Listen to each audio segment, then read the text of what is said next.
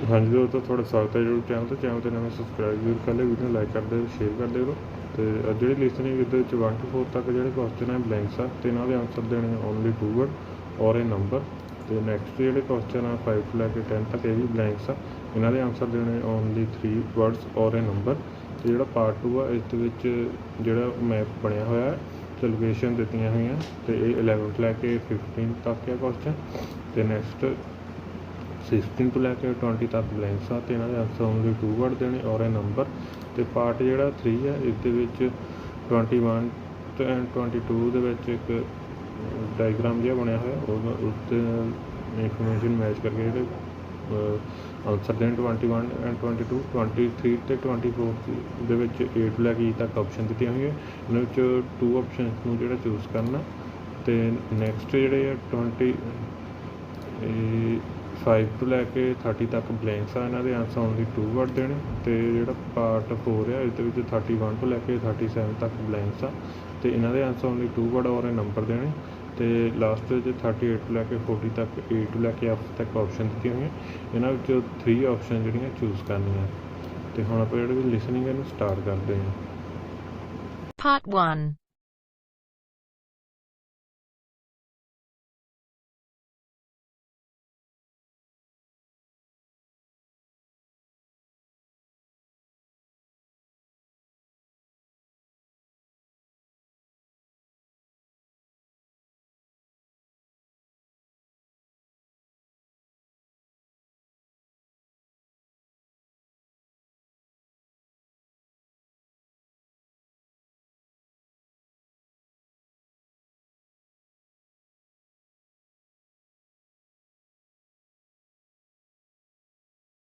You will hear a conversation between a customer service representative and a customer who demands a full refund.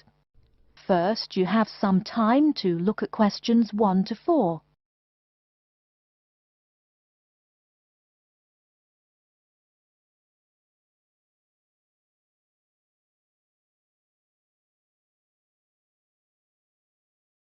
Now we shall begin. You should answer the questions as you listen, because you will not hear the recording a second time. Listen carefully and answer questions 1 to 4. Hello and welcome to Under Pressure Enterprises Customer Service Department. This is Kelly. How may I help you? Yes, I'm calling about one of your rice cookers I just purchased. What seems to be the problem, sir? Seems? There's no seeming about it. The blasted thing shoots hot steam all over the place, that's what. It nearly scalded my hand when I went to open it. Why, it could have killed the cat or something. It could have exploded and killed my wife and me. Sir, please calm down. As long as the steam escapes the cooker, it won't explode. So you're telling me there's no problem? Are you calling me a liar? Sir, no one is calling you a liar. Yes, so I demand a full refund. Under Pressure will be happy to refund your money, sir. Now, I just need some basic information. Okay. Sorry, I do tend to get a little hot under the collar. My wife tells me to slow down. So, what do you need to know? Sir, don't worry. I just need to ask you the model number of the cooker. Where are my glasses? Ah, here. Let's see. Ah, it's R242. R242. Okay. And how much did you pay for the product? £89.99. It was on sale, I guess I should tell you. Thank you, that's honest of you. Now, where did you buy the cooker? Which store and which branch? At that big Electric Life appliance store downtown. The city centre branch? That's the one. And you say the problem is that the steam escapes? Yes, it does. No problem, sir. If there's steam escaping, clearly the cooker is broken or defective. So we have an R242 cooker with an escaping steam problem. It was bought from Electric Life City Centre branch for $89.99. Is that correct? Yes, that is correct. Oh, I nearly forgot. When did you buy the cooker? Just as soon as my wife got the crazy idea she'll live longer if she stops eating good English food, roast beef and mash. No, all she says she wants is rice and vegetables and sauces you'd not soak your feet in. Before you hear the rest of the conversation, you have some time to look at questions 5 to 10.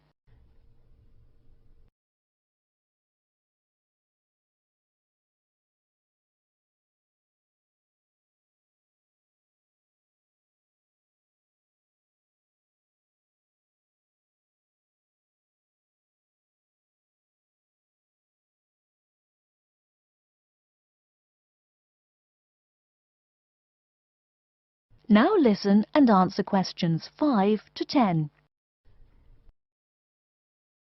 Sir, when did you buy it? Oh, there I go again. Let's see. We bought it just 6 months ago. We hardly use it either. But 6 months? Is that too long? I mean, for the warranty? Very well. That's well within the warranty period. Now, what's your name and address? Name and address? What for? Sir, it is company policy. If you want your money, you must inform me. Money, you say? Oh, my name is Herbert Hewitt, and my address is 84 Park Road. Is that here in Coventry? Yes, the postal code is B0241DJ. But I don't think sending things in the mail is very secure or very efficient. I mean... Don't worry, Mr. Hewitt, don't worry. We can credit the money to your credit card. You do have one, don't you? Yes, that's how we paid for the cooker. Oh, yes. We still have the number on the computer. I only need to ask your card's expiry date. I'm afraid I never give that sort of information out. I mean, once you have that, anyone could go charging things and... Sir, I said your expiry date, not your card's password. Oh, yes. Foolish me. Of course, you didn't say password. Let's see. That will be April 2008. April 2008. Very well. Your card still has nearly 2 months left to go. We'll get that refund right to you, probably by 5 o'clock this evening. You had better. If I don't get my money... Wait. Yes, I know I'm losing my temper again. I really am sorry. I haven't had my medicine today. And, sir, just one more question for our records. How often do you go shopping at the city centre branch? Oh, well, it's hard to say. I suppose maybe once a month. But I can tell you this. If I don't get my refund, I'll never shop there again. Oh, I think it's time to start looking for another job. That is the end of part 1. You now have half a minute to check your answers.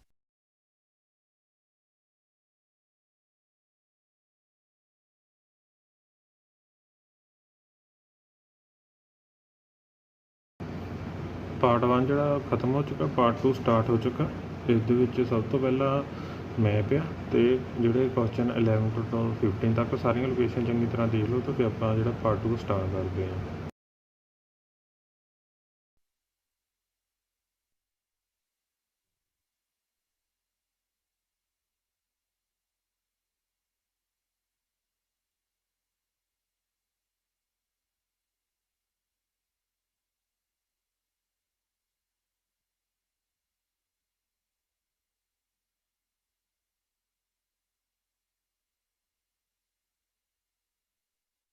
Now turns to part 2. Part 2. You hear a talk by a counsellor from the University of New South Wales, who will introduce some useful facilities and services on the campus. First, you have some time to look at questions 11 to 15.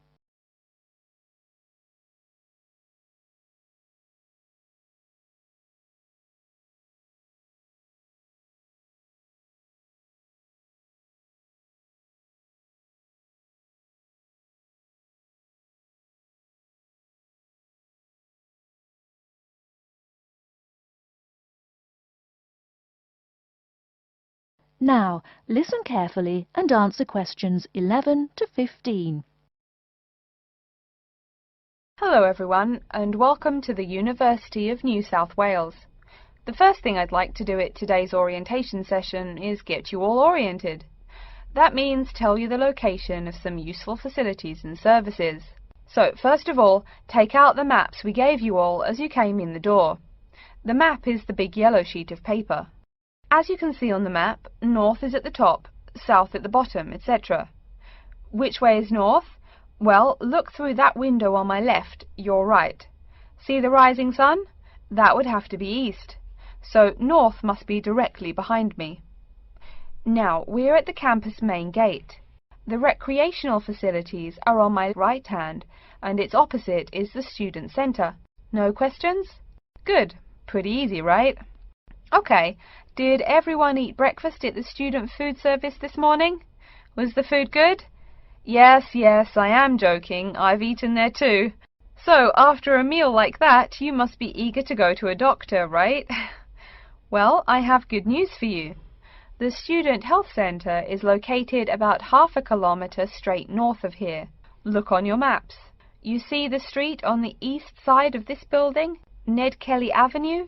Just follow that about 500 meters, and the health center will be on your left at the third cross street. Now, I know you all just got here, so you must be wondering how to tell your folks you've arrived safely, how much you miss the dog, and how you already need more money. If you don't have an iPhone, you probably are wondering where to find a computer. Well, I have good news. If you go straight out of its door and walk down the garden street, you'll see the internet unit on your left side, just next to the gym. The hours are posted on the door, and the computers are free, but you must bring your student ID card with you. Like I tell everyone, if you need help with anything, you can probably find right here in the Student Center. Do you see the 4 buildings there between the Student Center and the library? Those are the dormitories. The men's dorms are the 2 on the south, the women's the 2 on the north. Okay, I'm sorry to have to tell you, but the university has been doing a lot of repairs and remodeling, and it's not all done yet. So there may be some small problems with your dorm rooms. Maybe the window doesn't open. Maybe an air conditioner is missing or does not work. If there are any problems, you can go to the complaint office, which is right beside the teaching building between the Parker Street and the Crammer Street. Just tell them your problem, and they should have it fixed by the time you graduate in 4 years. I'm joking, but please be patient. There are a lot of little things they need to take care of. Tired of the school food? No? Give it a week. Or maybe you just need a place to get coffee in the wee hours of the night during one of those marathon study sessions. Either way, you definitely have to check out the little cafe just past the women's dormitories. They've got free Wi-Fi, so a lot of students saddle up with coffee and a bagel for hours on end to get work done.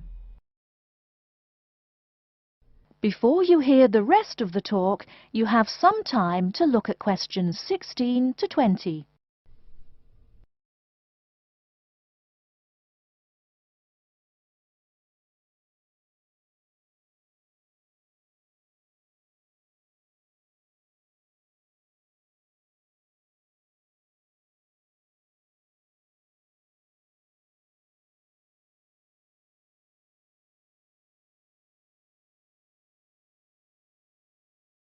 Now listen and answer questions 16 to 20. As for the dorm rooms, I have some bad news and some good news.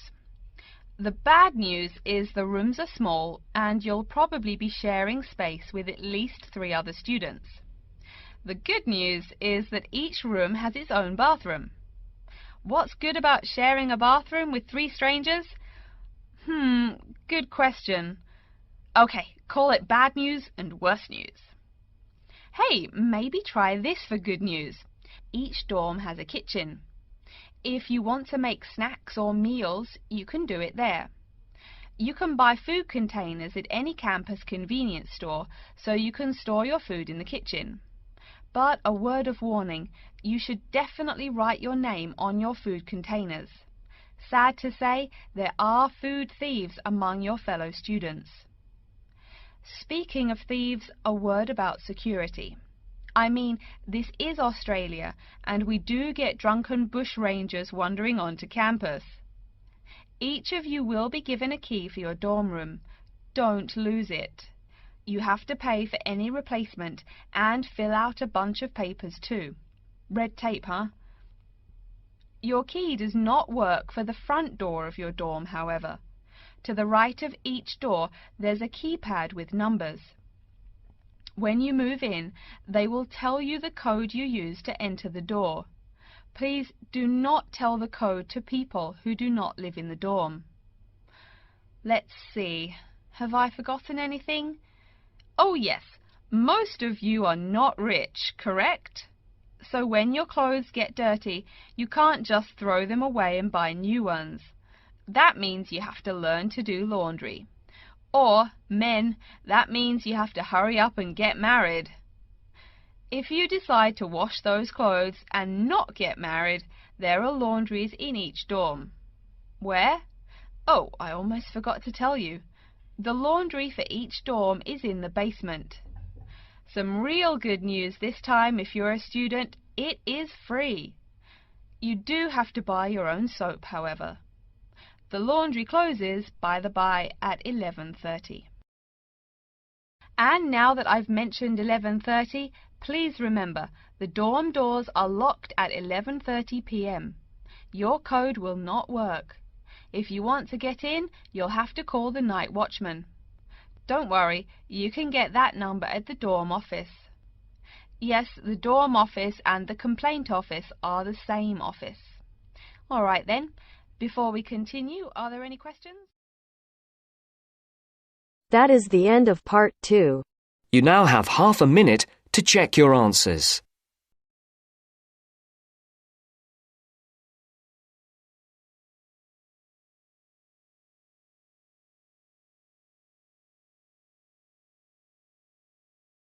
Part 2 ਜਿਹੜਾ ਖਤਮ ਹੋ ਚੁੱਕਾ, part 3 start ਹੋ ਚੁੱਕਾ। ਇਹਦੇ ਵਿੱਚ 21 and 22 ਜਿਹੜੇ question ਇੱਕ ਡਾਇਗਰਾਮ ਬਣਿਆ ਹੋਇਆ, ਉਹਦੇ ਵਿੱਚੋਂ ਇਨਫੋਰਮੇਸ਼ਨ ਮੈਚ ਕਰਕੇ ਫਾਈਂਡ ਕਰਨਾ। ਨੈਕਸਟ 23 ਤੋਂ ਲੈ ਕੇ 24 ਤੱਕ, A ਤੋਂ ਲੈ ਕੇ E ਤੱਕ ਆਪਸ਼ਨ ਦਿੱਤੀਆਂ ਹੋਈਆਂ, ਇਹਨਾਂ ਵਿੱਚੋਂ 2 ਆਪਸ਼ਨ ਨੂੰ ਜਿਹੜਾ ਚੂਜ਼ ਕਰਨਾ ਤੇ ਸਾਰੇ ਕੁਐਸਚਨ ਚੰਗੀ ਤਰ੍ਹਾਂ ਰੀਡ ਕਰ ਲਓ ਤੇ ਆਪਾਂ ਪਾਰਟ 3 ਜਿਹੜਾ ਸਟਾਰਟ ਕਰਦੇ ਹਾਂ।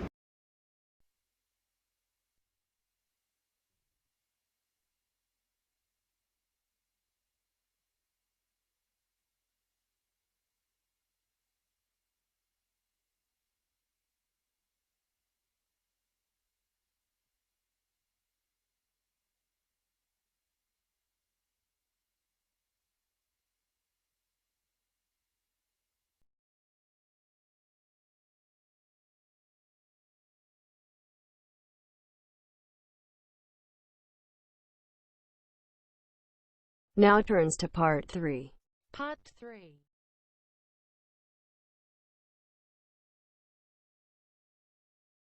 You will hear 2 students called Betty and Bruce talking to Professor Dundee about their own presentation. First, you have some time to look at questions 21 to 24.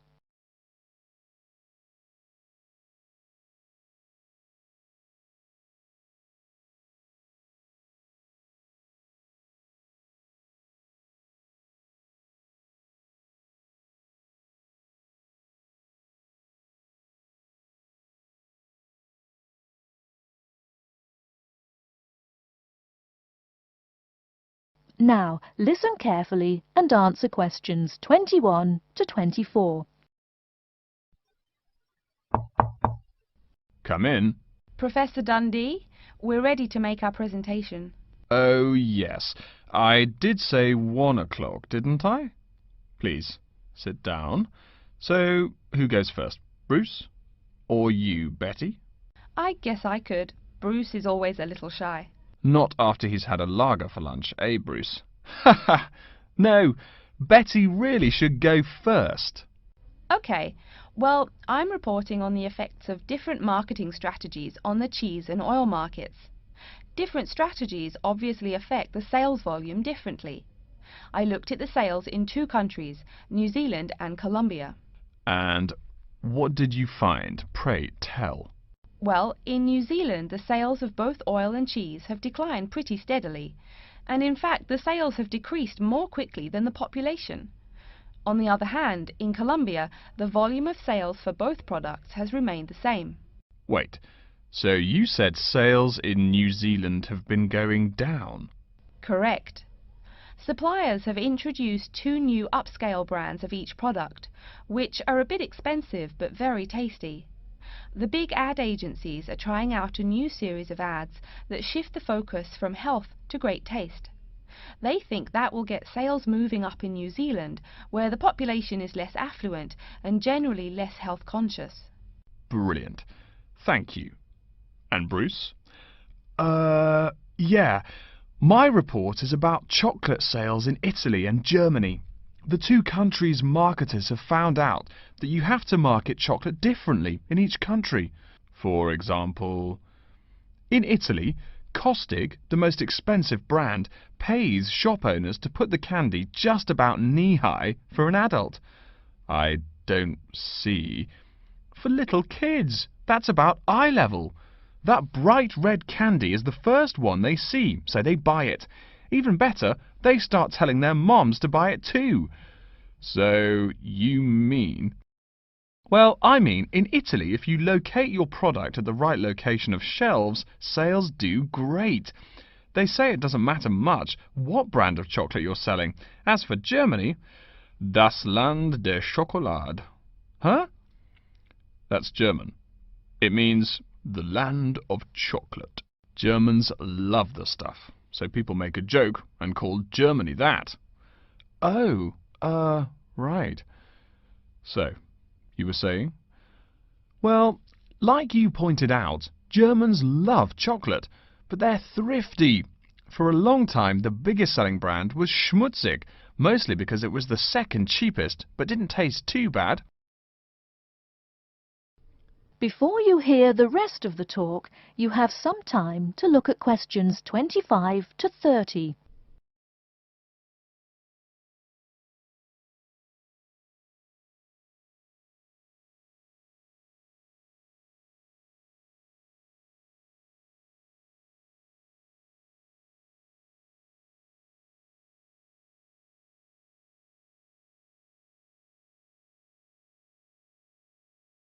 Now listen and answer questions 25 to 30.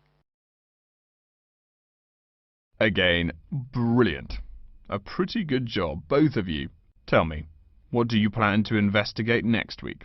I'm especially interested in the effects of colour on sales of products, so I'll be looking at ads for cosmetics and cleaning products in the local market. You know, like the distinct orange colour of Mr. Muscle, lavatory cleaning products. And you, Bruce? I'm focusing on the effects of different containers on sales of cookies, so I'm going to look into packaging for cookies and how the materials they use will affect the image, and in turn, sales. You know, most containers are paper, but some expensive cookies come in metal boxes. The shiny metal boxes catch people's attention, and the image remains in the memory longer. Well, it sounds like you two are all set. But as always in this course, I urge you both to pay much more attention to the advertisement extensions. That's often the key. All right? Any questions for me before you go? No, I think I'm all set. Thanks. Me too. Thanks, Professor Dundee. See you later.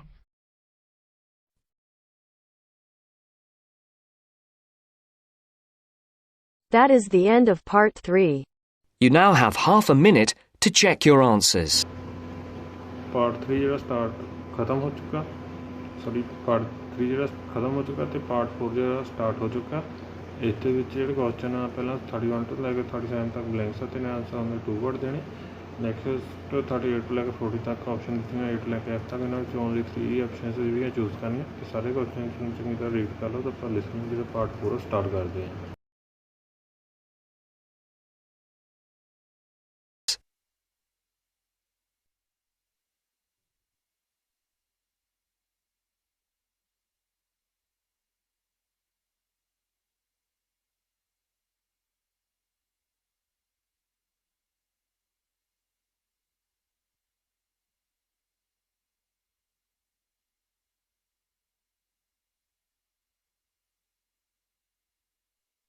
Now turns to part 4.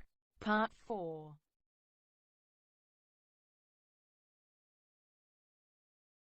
You will hear an introduction of the exhibition named 2 Centuries of the Bike. First, you have some time to look at questions 31 to 40.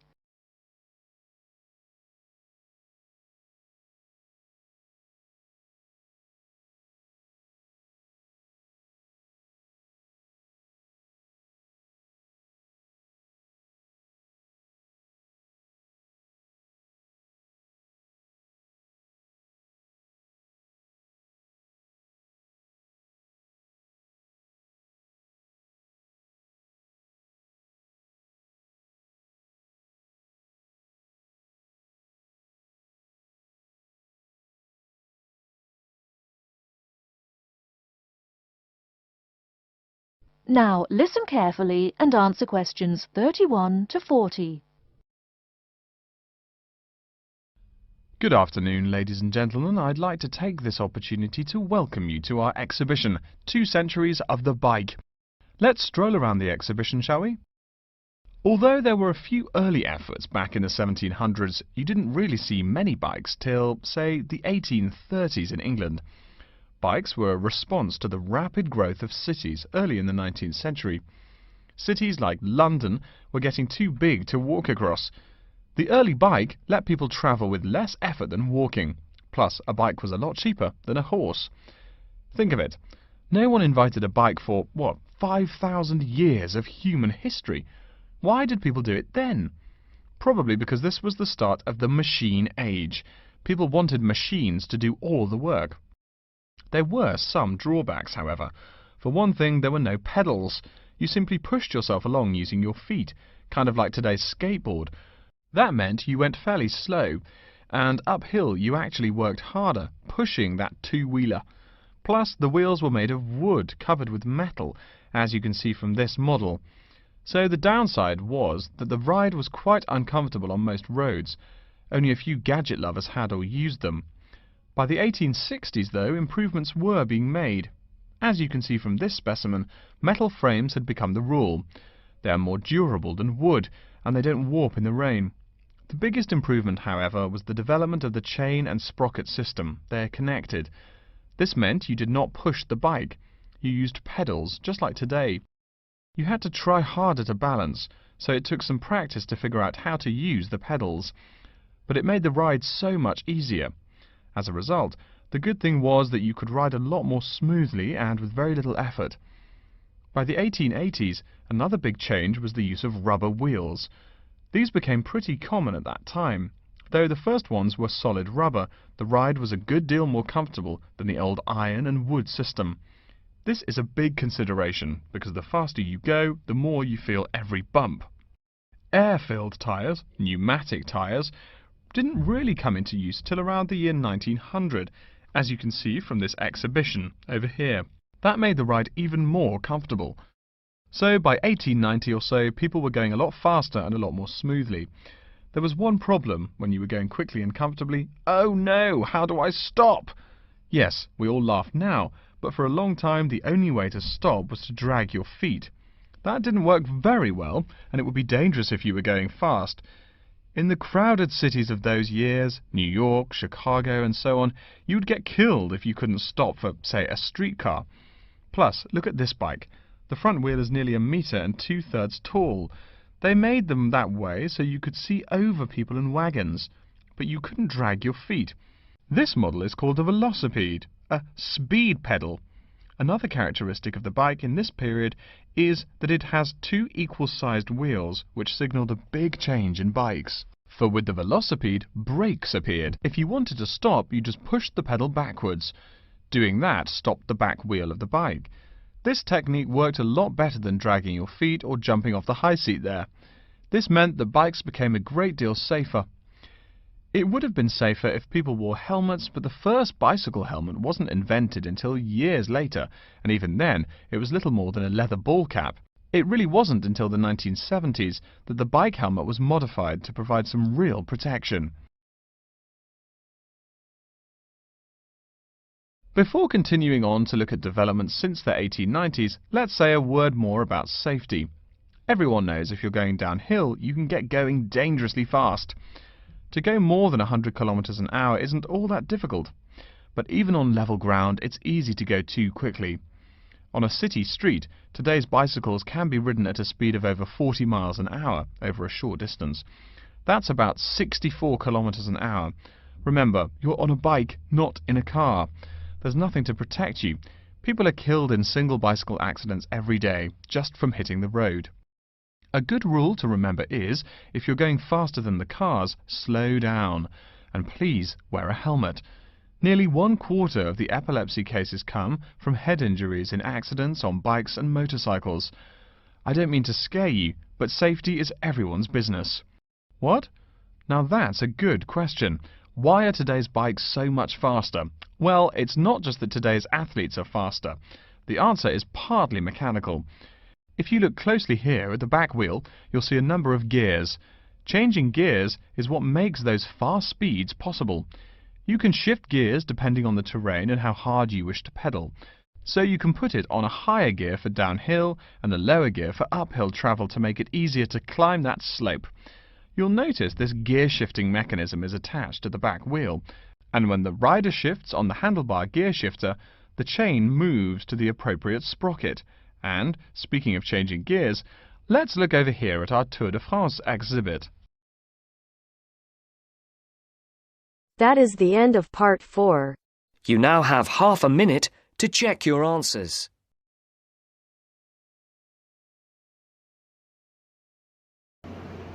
Part 4 ਜਿਹੜਾ ਖਤਮ ਹੋ ਚੁੱਕਾ ਤੇ answer ਹੈਗੇ ਆ first ਹੈਗਾ R242 next 89.99 next city center, next steam escaping, next 84 Park Road, next B0241 sorry again repeat करदा B0241DJ, next credit card, next April 2008, next refund, next once a month, next E, next A, next B, next D, next C, next bathroom, next food containers, next code, next basement, next 1130, next B, next C, 23 and 24, B and E,